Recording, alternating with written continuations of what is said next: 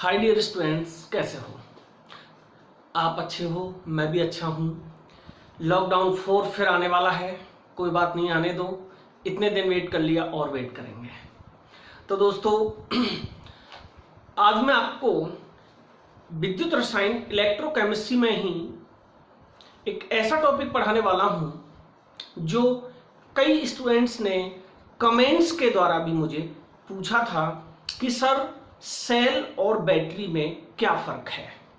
Cell और battery में क्या फर्क है दोस्तों, ये मैं आज आपको बताने जा रहा हूं अपने इस वीडियो में।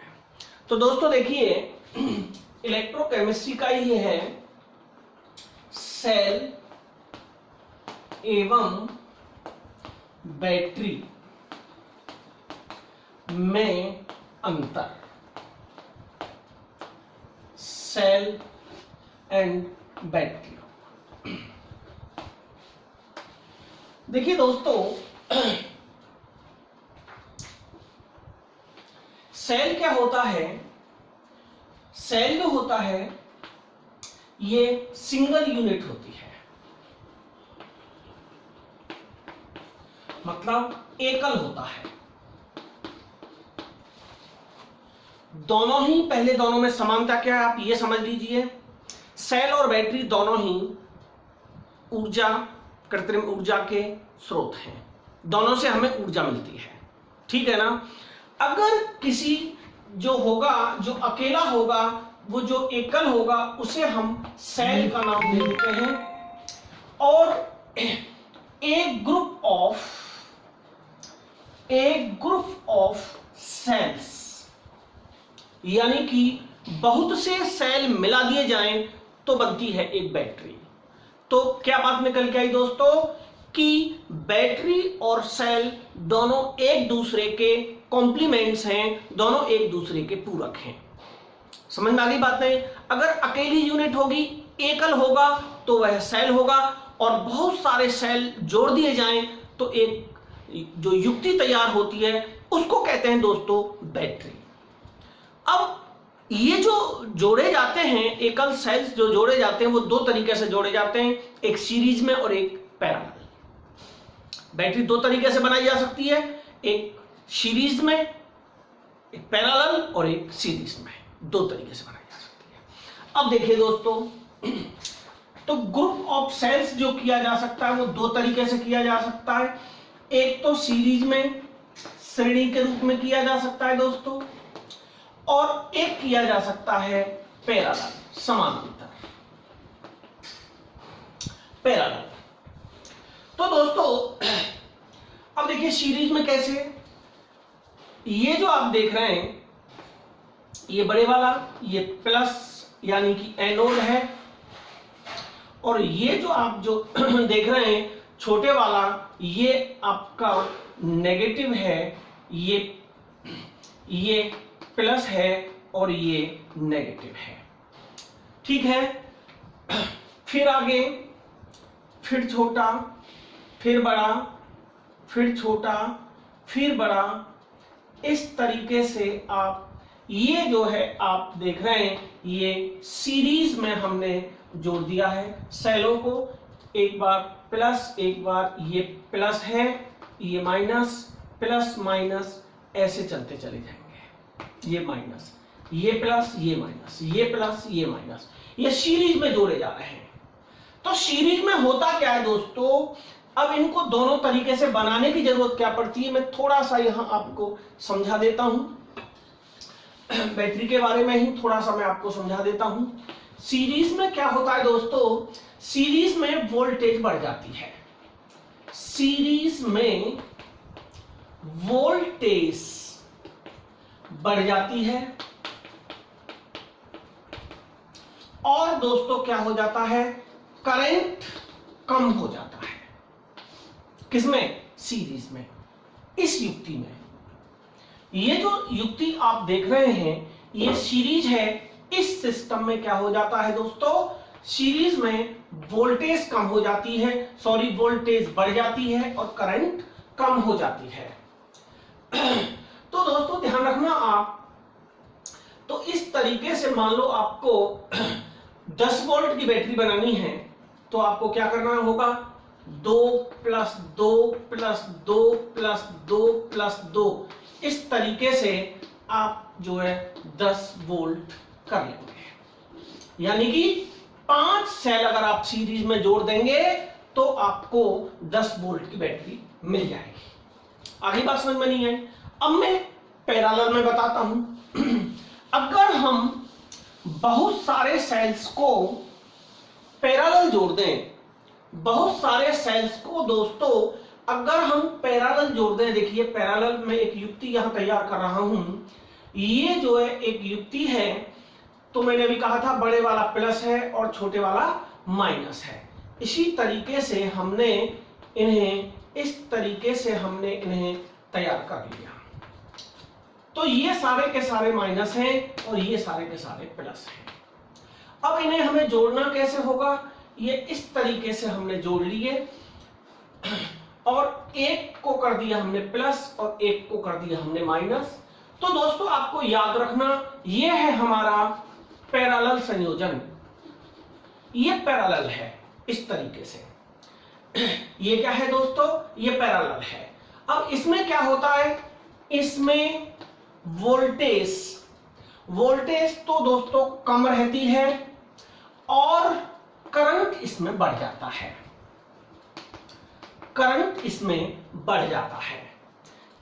तो दोस्तों याद रखना है, बैटरी का निर्माण कब होता है, बैटरी का निर्माण होता है बहुत सारे सेल्स को हम दो तरीके से जोड़ दें, एक पैरेलल और एक सीरीज में।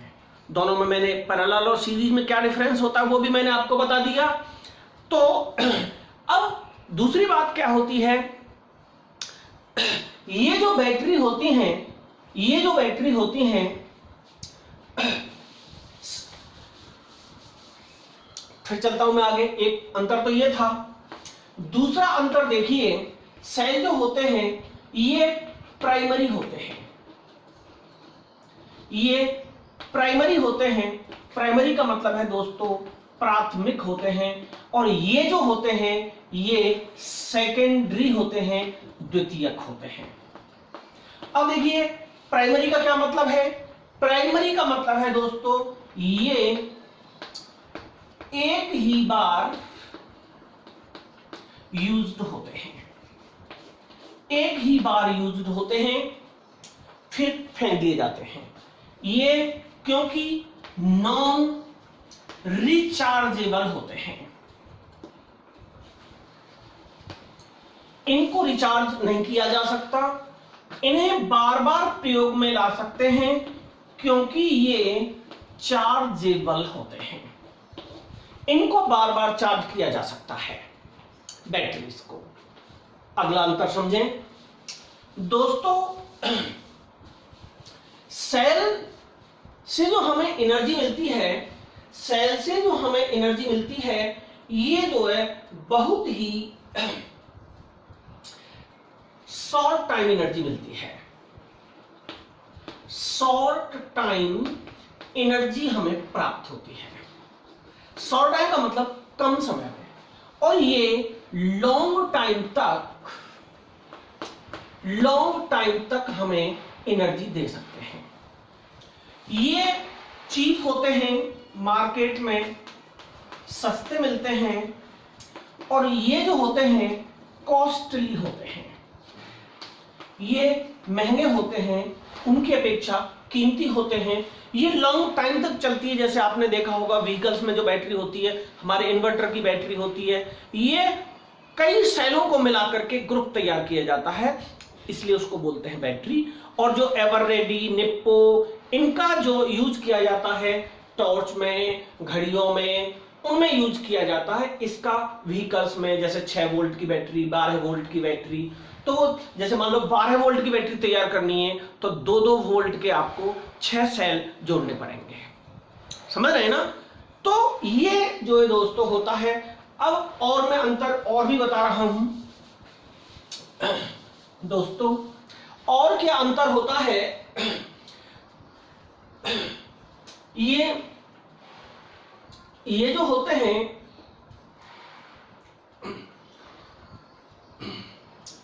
दो तरह की धारा होती है, आपको पता है।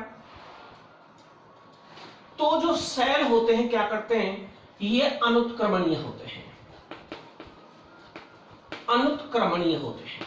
मींस ये जो है केमिकल एनर्जी को कन्वर्ट करते हैं इलेक्ट्रिकल एनर्जी में।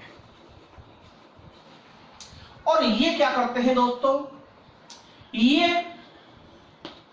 केमिकल, ऐसे लिखो, इलेक्ट्रिकल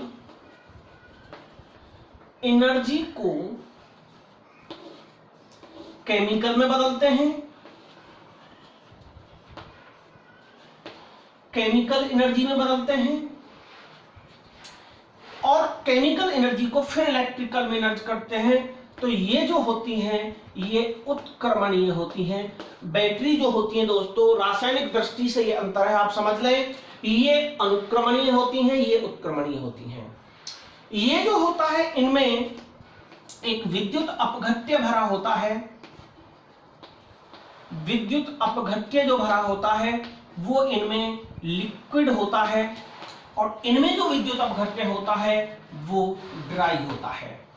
तो दोस्तों ये वेट सेल होते हैं वो बैटरी होते हैं, जो ड्राई सेल होते हैं वो सेल कहलाते हैं। और दोस्तों ये था मेन डिफरेंस।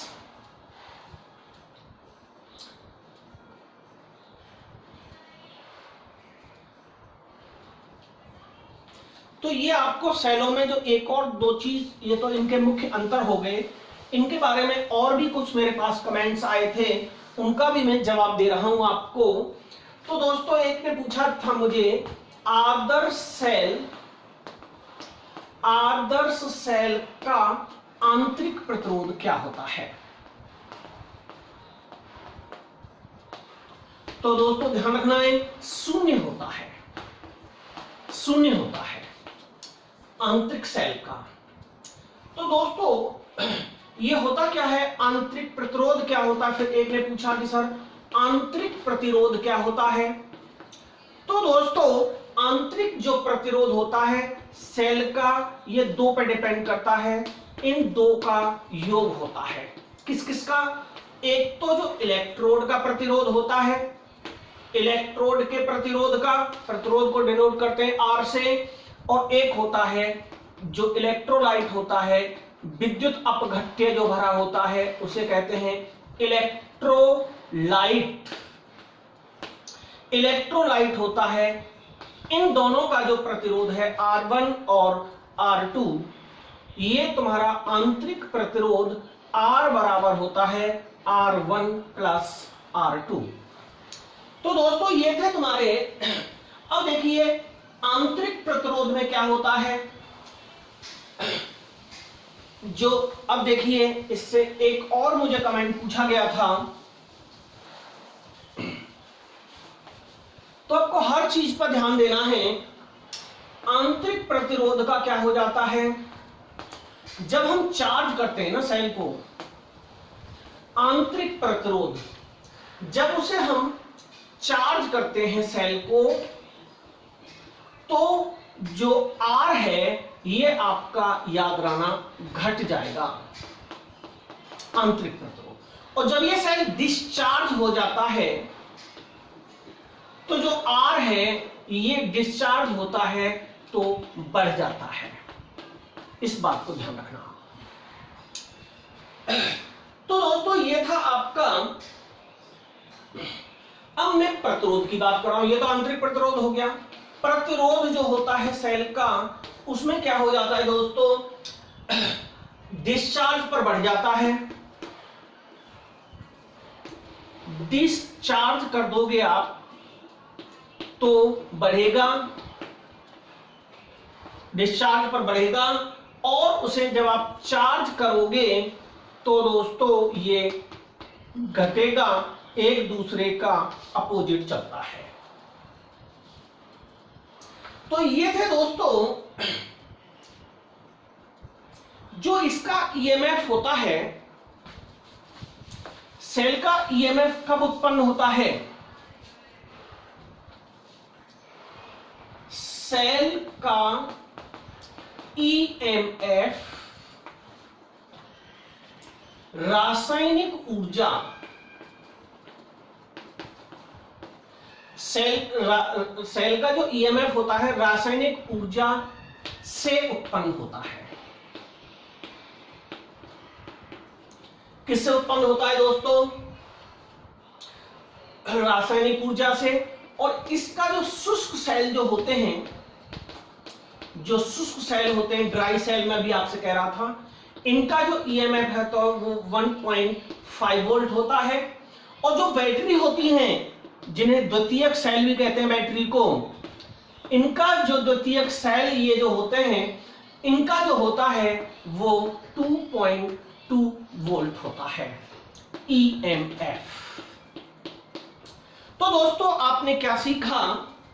तो सेल कैसे होते हैं? सेल केमिकल एनर्जी को इलेक्ट्रिक एनर्जी में बदलते हैं, जबकि जो बैटरी होती हैं वो इलेक्ट्रिक को केमिकल में और केमिकल को इलेक्ट्रिक में रिवर्सिबल होती हैं। सेल इरिवर्सिबल होते हैं। ये चीप होते हैं, सस्ते होते हैं सेल, बैटरी महंगी होती हैं। इनसे करंट काफी समय तक हमें मिल सकता है, इनसे कम समय के लिए मिलता है। ओके, तो ये सारी मेरी वीडियो आपने देखी। ये सारे जो डिफरेंस थे सेल और बैटरी में डिफरेंस हैं। आप लोग को कोई भी और प्रॉब्लम हो तो याद रखना है, इनमें विद्युत अपघट्य लिक्विड फॉर्म में होता है, इनमें विद्युत अपघट्य कैसा होता है? सॉलिड स्टेट में होता है। और याद रखना विद्युत अपघट्य दोनों में ही अकार्बनिक होगा, जिसका आयनन हो सके, धनायन और ऋणायनों में टूट सके। तो ये था दोस्तों सेल और बैटरी में अंतर। नमस्कार, अगली वीडियो में आपसे फिर मुलाकात होगी। Good bye.